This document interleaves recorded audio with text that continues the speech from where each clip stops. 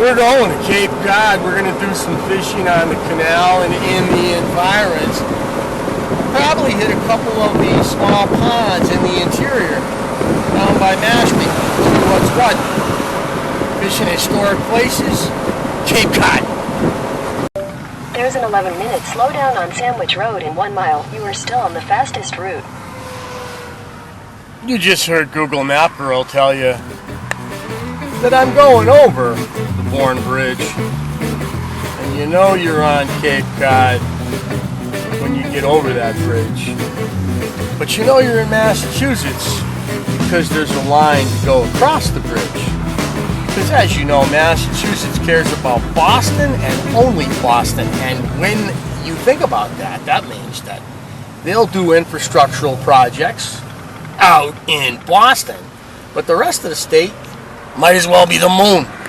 They actually have raided multiple times our fishing and hunting license fund, meaning the money that we spent on fishing and hunting licenses for the betterment of the resource, right, has been raided multiple times for multiple reasons by the great state of Mass. And by the way, there's the beautiful Cape Cod Canal, which completely changed the ecosystem of Cape Cod.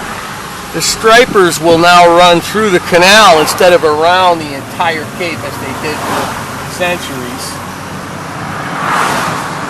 Cape Cod is really an island now, attached by a few bridges to the mainland. Mashpee Pond. Sandwich, Mashpee, Massachusetts. One of those Cape Ponds. Pretty big one. We're just going to dabble here on the southern end and see what happens. It's about 95 degrees with a southwest wind. So in the world of, you learn something new every day. Mashpee Lake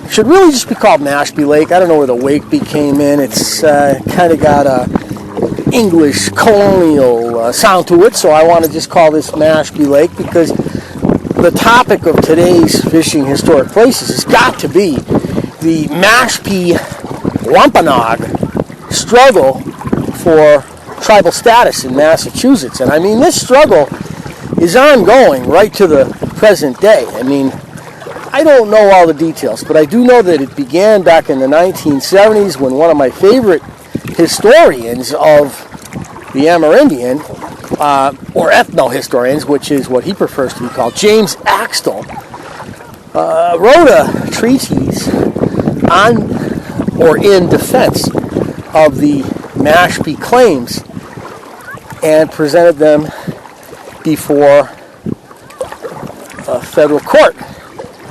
And this wrangling went on for years. They were going to get status, and then they were going to be denied status, and it went back and forth and around in circles, and finally, in 2010, they achieved tribal status.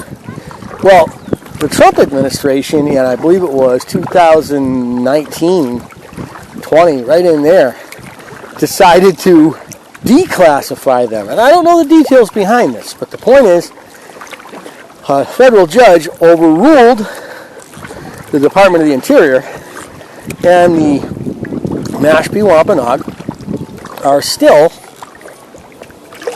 a United States Department of the Interior federal status tribe. A regular mob of osprey. Look at that one. He's got a fish. The other one's trying to get the fish.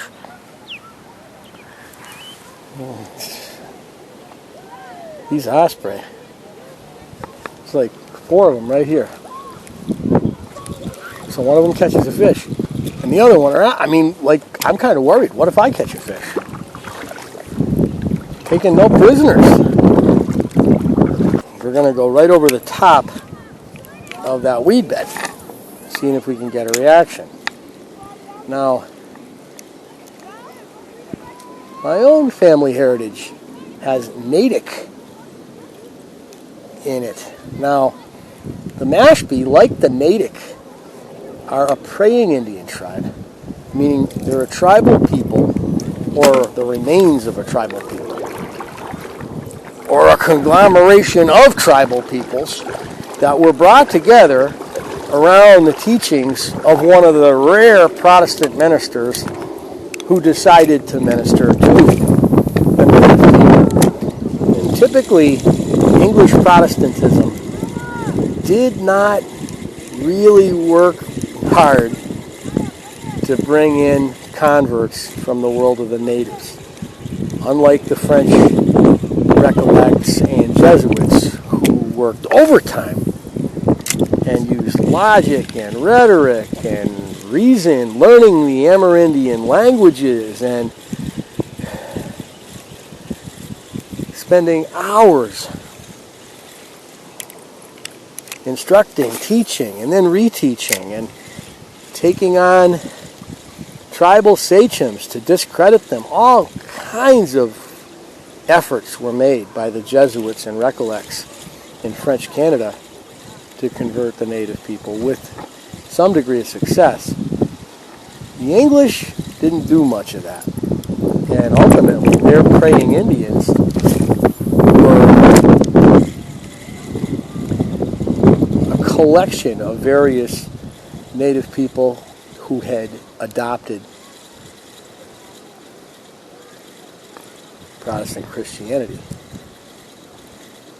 Now, Protestant Christianity is based on understanding the Bible, and so education was a major part of it. And so that by the late 17th century, you see the creation of Indian schools, as they called them, Reverend Wheelock's being the more famous one. There were several, and these schools were designed for the betterment of the native people. Ultimately, Wheelock and many of the other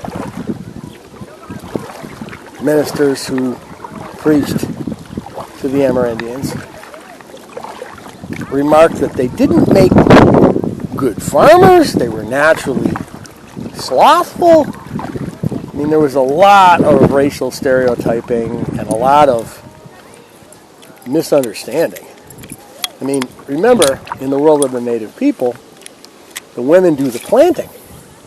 And it makes sense because women bring life into the world. Men do the hunting and the fishing, and they make war. And of course, they also make themselves pretty. Spending hours applying their paint and plucking their hair. The temperature 90 degrees and the spinnerbait and other search baits coming up empty. I decided to go with something that I use as a back pocket lure when conditions are tough, and that would be the 5-inch Yamamoto grub. And I've been using these grubs for smallmouth and largemouth with great success since the 90s. And you can see I'm putting on a grub. I'm going to get myself a 1/4 ounce jig head out, and I'm going to then find myself a particular color. Now, this water clarity at Mashpee was nice and clear, and so I decided to go with a gold with some flakes in it. It's a color that's hard to find now. I think you almost have to special order them. When you put a grub on, make sure you put the tail turning away from the curve of the hook. So the tail is actually curving down. That's going to give you the best action from the grub. And you just slide it right on. And I'm going to tie that jig head on with just a simple clinch knot, which is what I use. I don't do a refined clinch. I don't go through twice. Nice and easy. And I have very, very few knot failures, whether I'm talking about fresh or salt water. But I'm going to put this grub on and I'm going to use it, which you can do in a variety of ways, from burning to dropping to hopping. Well, you'll see. It's an effective technique. Try it.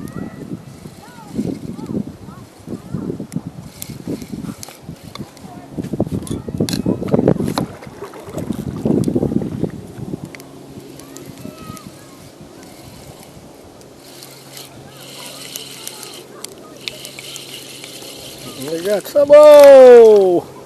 Oh! Mr. Smallmouth. Oh no!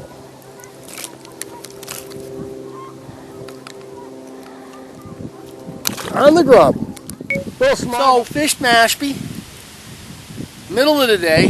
95 degrees. Caught a smallmouth. Missed another. Nothing big. But hey, it's a beautiful lake. And as Rich said, I met Rich here. He told me it gets a lot of pressure, which you can expect because it's got this beautiful boat ramp. Right? So it gets a lot of pressure. But it's a big lake and very scenic. There's not a lot of cottages on it. There's a lot of untamed land still, which makes us harken back to the Mashpee Wampanoag people who lived here and still live here as a tribe with recognized status in the United States of America. And there's a battle that I kind of like seeing won by the native people. We'll see you soon. More fishing historic places. Well, it's 95 degrees.